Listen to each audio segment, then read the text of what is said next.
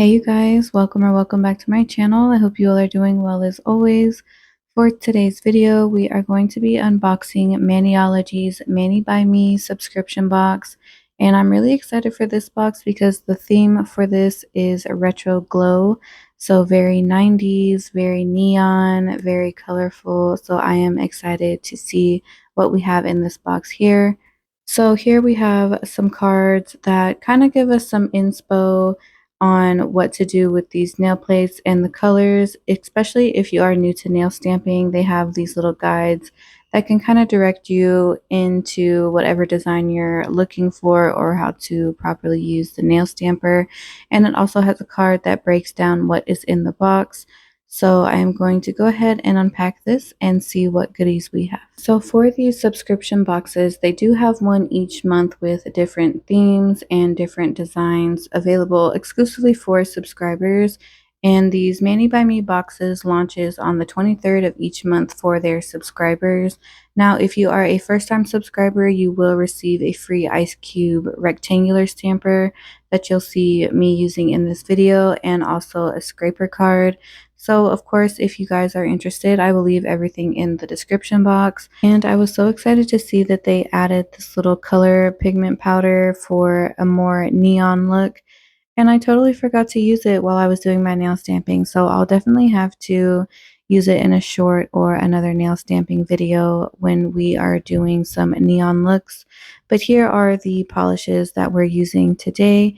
And these are nail stamping polishes. You can use them like regular polish for a base color, but I just use them for the nail stamping portion. But I do have other nail stamping videos where I use them for base colors also, as well as for French tips. And here are the nail stamping plates that we are going to be using today. I always am trying to decide like what I want to do with these, but it's really fun to just get the technique down and just make sure that I have that process down before getting into any crazy type of nail stamping, because I know there's like reverse nail stamping and all these things, but I just wanted to practice my technique first. So here I am just putting down some of this nail stamping polish, and this nail stamping polish doesn't need to be dried with a UV lamp, so just make sure you're working pretty fast.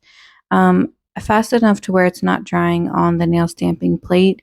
So I am just taking my scraper and spreading that to the nearest edge, and with the nail stamper I'm going to go in a rolling motion to pick that up. Now as you can see here, it didn't fully pick up all the way, so I'm going to take this off of the nail stamper with this lint roller. If you don't have a lint roller, you can also use some Scotch tape to remove that off of your nail stamper and start fresh. So I decided to switch up the design for my first nail, and I'm going to take that purple, lay some nail stamping polish down, and in a rolling motion pick that up. And as you can see here, it did pick up more than it did the first time I did it. And what I notice a lot when I do nail stamping is that because the nail stamper is silicone, it does catch a lot of debris and get kind of oily. So what I've learned with the nail stamper is if it is your first time using the nail stamper, you do want to wash it with a little bit of dish soap and warm water. But after you have washed it and in between your stamping, that if you put the stamper face down on a piece of paper or a paper towel, it will help to absorb any oils. And now that your nail stamper is more dry, it will be a lot easier to pick up those designs, as you can see here. So in between my stamping, you'll see that my stamper is face down. And this is actually one of my favorite tips that I have come across by Maniology. And another tip also, if you are nail stamping, is that when you do go to pick up your design, that you want to do it with even pressure and really light-handedly. I notice when I try to pick up the design pretty aggressively, like pushing the stamper onto the design, it doesn't really pick up. So use a really light hand when picking up that design. And you can either do it in a rolling motion one way, or you can just go directly on it and just lightly apply that pressure, and the design should pick up for you. Just don't rock back and forth when you go to pick up that design, because if you do the rocking of the back and forth with the nail stamper, then you're essentially just putting that design right back onto the nail plate, and that's definitely not what we want. So it definitely takes some practice, and I do apply my design pretty slow just because I want to make sure that the entire thing comes off in one piece. There's a lot of times where I do the nail stamping and I put it on there kind of quickly, and like some of it made it onto the nails. So just be patient when you are applying that design to your nails. I was really loving the different designs for these nail plates in particular because they are so nostalgic. I'm a 90s baby, so anytime I see like any 90s edition anything, it just brings back so much of my childhood. So it was fun to play around with these nail plates. So I'm just going to go ahead and continue to put these little designs on these nails and let you enjoy this little nail art portion.